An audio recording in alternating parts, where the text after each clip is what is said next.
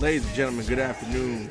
It's Friday, September 23rd, 2022, and you're listening to Rocket Fuel, a New York Jets podcast. I'm your host, Alfred Jr., and this is the inaugural episode. Just to let you folks know, just in case you stumbled upon this and don't know what you're listening to, this is the premier podcast for all your New York Jets news, game recaps, predictions, and all that good stuff. Again, I'm Alfred Jr., and we're covering the New York Jets.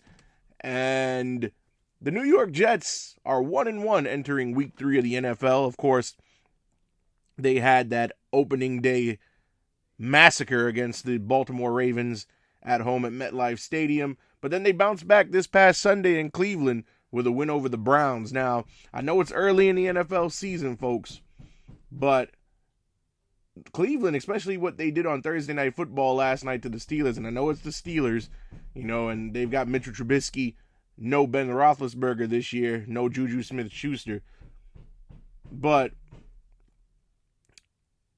the Cleveland Browns, that was a stunning turn of events. We're going to recap that game. The New York Jets, with less than 2 minutes left, down 13 points, came back to win the game by 1. Amazing comeback there. Joe Flacco, everybody wrote that man off and said that he needed to be taken behind the barn like Old Yeller and put down after his week 1 performance where he threw several interceptions, only one touchdown. The touchdown was a garbage time touchdown too, so that tells you everything you need to know in that Baltimore game. But against Cleveland, Joe Flacco was on the money, looking like the Joe Flacco of old, the Joe Flacco that won the Super Bowl in the 2012 NFL season with those Baltimore Ravens. And let's very quickly go to some comments from Coach Saleh on Sunday's win over the Cleveland Browns. We're off the snide. We just got to love the way this feels. Got to find a way to stack them up. A lot of stuff that we got to clean up, but just proud of the guys because we didn't quit, and that's probably the biggest thing I'll take away from it. We were the benefit of getting the opportunity on that last touchdown from Chubb or whoever it was, and just gave us an op. And that whole fourth quarter, again, you have an opportunity to seize the game, and then a couple of penalties here, a couple of drop passes here, but proud of them just the resolve to regroup. And when we got that opportunity to take advantage of it and make something spectacular happen. And let's talk about Joe Flacco here. Joe Flacco in week 1 against the Baltimore Ravens, 37 completions, 59 attempts, 309 yards, 1 touchdown and 1 interception. But even though he had 309 yards, it didn't look good. Against the Browns, on the other hand, week 2, 26 completions, 44 attempts, 307 yards, 4 touchdowns, and no interceptions. Garrett Wilson had a big day, 8 receptions, 102 yards, 2 touchdowns. Corey Davis, only 2 receptions, but 83 yards and a touchdown. And even the rookie running back, Breece Hall, he had 1 reception, 10 yards, and a touchdown. So Flacco was coming out here trying to prove everybody wrong. And prove everybody wrong he did Flacco. And again, surprise victory, good victory, nonetheless. So, the defense played well. C.J. Mosley, 4 tackles. Quan Alexander, the offseason acquisition, 6 tackles. So, Quentin Williams also 4 tackles. His brother Quincy Williams also had a sack. Carl Lawson also had a sack. So they applied some pressure and again gutted it out. I had the Jets originally on my schedule going into week 3 0-2, but I'm pleasantly surprised. And again, the Cleveland Browns offense played well. Nick Chubb, 2 rushing touchdowns. He did what he normally does to everybody else, to the New York Jets. The Jets defense, even though they came to play early on, you could tell they were tired. Cleveland was playing at a fast pace. But again, the Jets with that comeback, and a lot of people will tell you, especially the guys in Vegas, they're pretty upset. If you took the Browns to win or you took them to cover the spread. Nick Chubb scoring that touchdown with a minute and change left, and the Jets stormed up the field and scored to take the lead and eventually win the game. But moving on to week 3, ladies and gentlemen. The New York Jets are at home this Sunday at MetLife Stadium. And on paper, before the season started, if you told me that the Jets had a chance in this game, or if you asked me what my opinion was, I'd tell you it's an automatic L. They're facing the defending AFC Champion Cincinnati Bengals. Why am I not scared? I'll tell you why I'm not scared. The Cincinnati Bengals have looked very, very poor so far this season. They're 0-2. Everybody expected them to have a walk in the park week 1 against the Pittsburgh Steelers. They could have had the game, but Evan McPherson's extra point at the end of regulation gets blocked. And week 1 was just bad for NFL kickers overall. And they couldn't beat the Steelers. The Steelers get a week 1 win. Last week, the Cincinnati Bengals lose again. And the Bengals, once again, losing to a team they had no business losing to. And I'm going to tell you why the Cincinnati Bengals are struggling. Of course, last week they lost to the Dallas Cowboys. The Dallas Cowboys beat the Bengals with no Dak Prescott. Cooper Rush was out there looking like Joe Montana.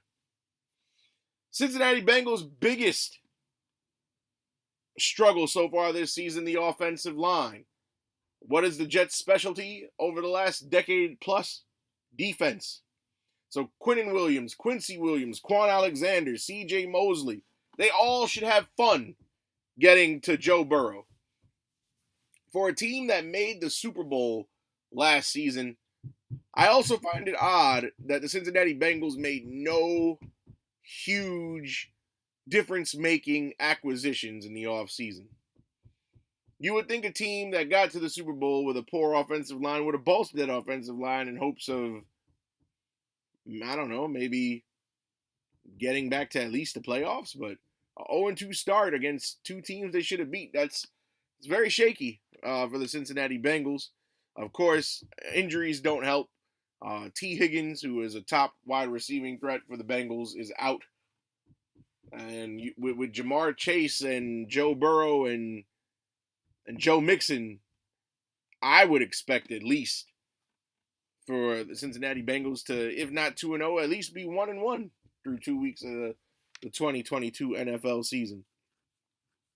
But just to break things down in depth just a little bit, and say what you will, but if you've watched the 19 games that Robert Saleh has coached the New York Jets already, you can tell that the New York Jets defense is so-so. I mean, all you have to do to beat the Jets are run screens, isolate pass catchers, and do some gap runs. Because no matter how much I love C.J. Mosley and crew, the Jets linebacking core can be beat. The Jets safeties, I mean, Sauce Gardner, the rookie, he, say what you want, he's still a rookie. He hasn't been really tested yet. And if you look at the game tape between the Browns and the Jets in week 2, you'll notice the Cleveland Browns, they moved the ball at will against the Jets. They ran it a lot. They countered the aggressiveness of the defensive line. A lot of screen passes to Chubb and Hunt.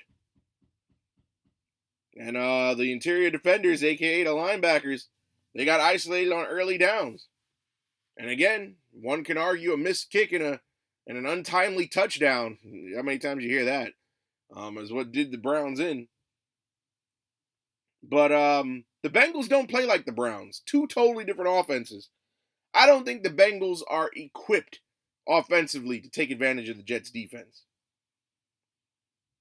Come to think of it, the Bengals do exactly the opposite of what the Browns do in terms of the way the offenses are run. And again, I mentioned it before, the offensive line of the Cincinnati Bengals is just not there. Meanwhile, Cleveland and Baltimore both had way better offensive lines. And even though they had a better offensive line in Cleveland, he still got sacked twice. Did Jacoby Brissett. Also, it's interesting to note that the current offensive line coach for the Cincinnati Bengals this season is Frank Pollock. If you closely follow Jets football, that name should ring a bell. Frank Pollock was the O-line coach for the Jets in the Adam Gase era. Every season Gase was here. So that should tell you everything you need to know. And things did not run smoothly for Frank Pollock when he was here, as evidenced by any highlights you may watch of the Jets prior to last season. You don't believe me? Go look it up. Hit up NFL Films. Hit up YouTube. But the Bengals are not a run team. And from what I've noticed, you either need a mobile quarterback or you need a pass-catching running back who's efficient to get one over on this Jets defense, which, you know, shout out to Joe Mixon, but he's not that type of running back. And again, the strength of the Jets is their defense.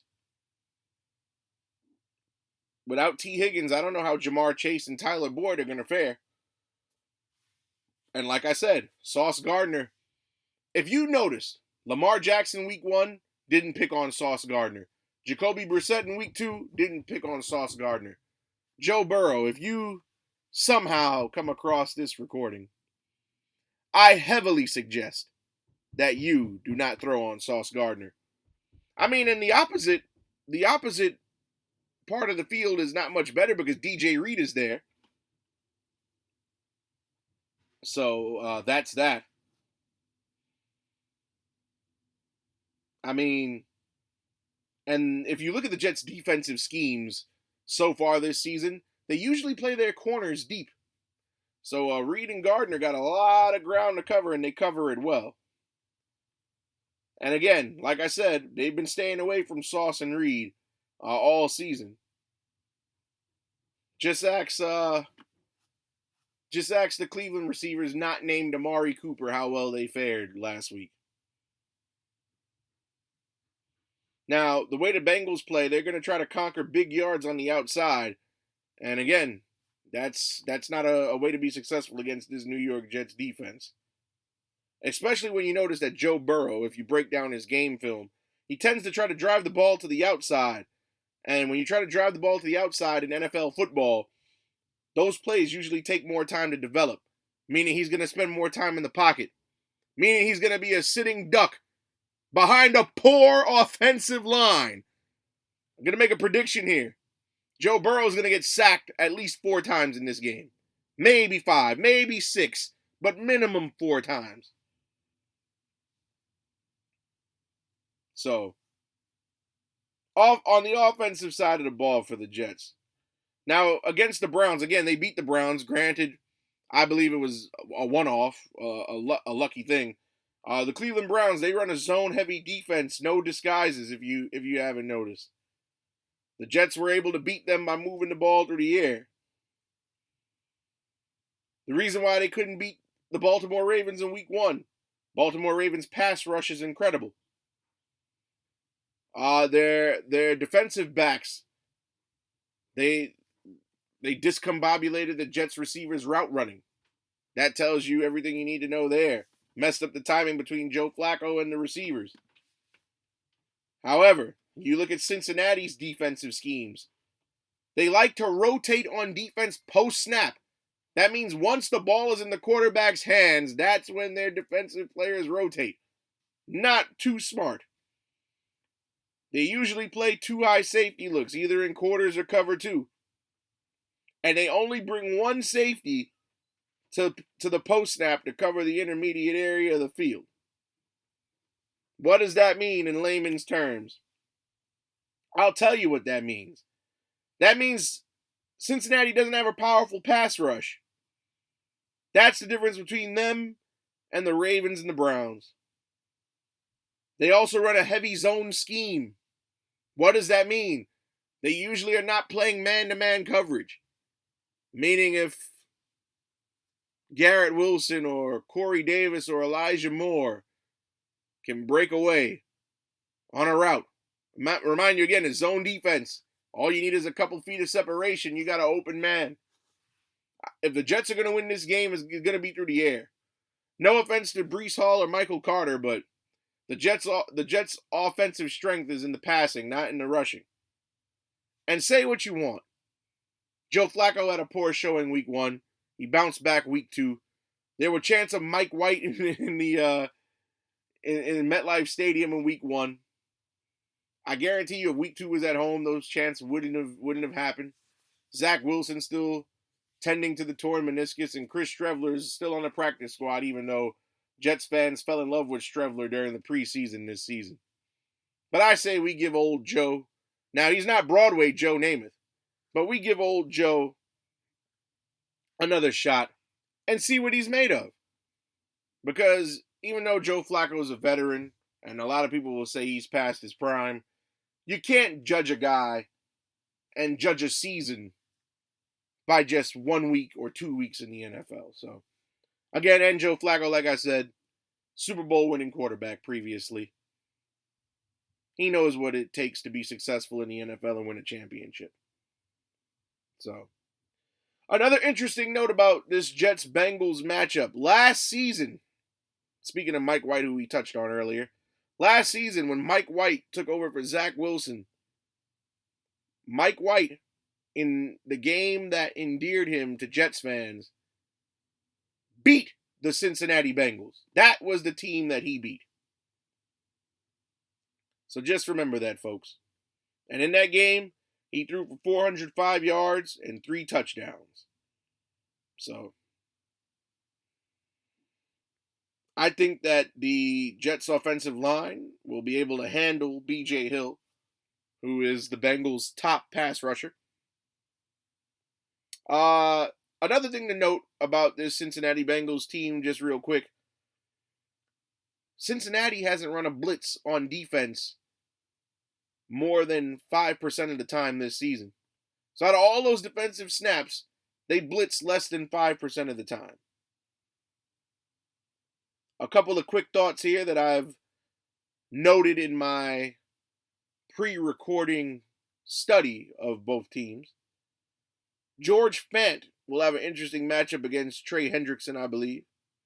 While Fant hasn't been great thus far, I think that Hendrickson is the type of pass rusher he'll be able to contain, only because Hendrickson lacks explosiveness. The matchup to watch, offense-defense, I think Sauce Gardner going up against Jamar Chase, especially on third down and man coverage, will be very interesting to watch. Not to discount Amari Cooper or my guy Duvernay from the Baltimore Ravens, but this will be the biggest test Sauce Gardner has had in his 3-week NFL career. Carl Lawson, even though he did have a sack last week, Coach Robert Saleh said that Lawson is still warming up and that, he is a former Cincinnati Bengal and maybe facing his old team he played for last season will fire him up. So, that's my prediction. I predict the Jets are going to win this game, ladies and gentlemen. So, if you are betting, take them either money line or to cover the spread. But I do believe the Jets are going to win this game. I believe that this game is going to go 21-17 in the Jets' favor. So you heard it here first, 21-17. New York Jets. And only reason I say that again, I just told you all the deficiencies on the Cincinnati Bengals side of the football. And I firmly believe the Jets will beat the Bengals this season, Week 3 NFL. The last thing I want to touch on before I get out of here, I want to take an opportunity to talk about Denzel Mims, ladies and gentlemen. Denzel Mims, of course, the Jets drafted him in 2020. And Denzel Mims, he looked like he was going to be a franchise-changing draft pick. He was picked in the second round. from Baylor. And Denzel Mims hasn't really amounted to much in his NFL career. Denzel Mims in training camp this season, or this preseason, I should say, asked for a trade. Yeah, he had a couple good games in the preseason, but Denzel Mims, he hasn't even taken a snap in 2 weeks this season. Now, why is that? Usually when players ask for a trade, you would think it's because, they want to move on from a team that they feel is going nowhere, or they want to take their talents to a contender, or they just feel like they're underutilized. But in order to be a player that demands a trade, you absolutely have to have some value. Now, the Jets, they wanted a draft pick. They said that the asking price is a 4th-round draft pick at minimum. And no team called to inquire about Denzel Mims. Because he's not worth a 4th-round draft pick, quite frankly. You want to talk about a guy who's played 20 games in the NFL. Through those 20 games, 31 receptions for 490 yards, and not a single touchdown. But yet this is the type of player that wants a trade. Denzel Mims is not even worth a 7th-round draft pick. And I know that he plays for the team that I love, the team that I root for, and the team that I work for. And yes, ladies and gentlemen, I do work for the New York Jets, if you didn't notice. I'm the guy that shoots the t-shirt gun during timeouts. So I see a lot of New York Jets football in front of my very own eyes from the sidelines. But I don't even think Denzel Mims is worth the copy machine in the front office. Or the fax machine. Or the desk phone. In order to be a player that requires some type of trade, you absolutely have to have something to back it up. You have to be able to back it up and make the other team see that you're worth giving up an asset to acquire. And Denzel Mims has not produced anything to prove he's an asset. There's plenty of NFL season left. Each team plays 17 games. The Jets have 15 more starting this Sunday. Maybe I'll be wrong. Maybe Denzel Mims will prove me wrong. Who knows? But, ladies and gentlemen, this has been the inaugural edition of Rocket Fuel, a Jets podcast. We're going to drop every Friday. Social media will be in the description below. Follow us, Instagram. And yeah, we'll see you next week, and we'll see if my Jets predictions come true. We'll see you.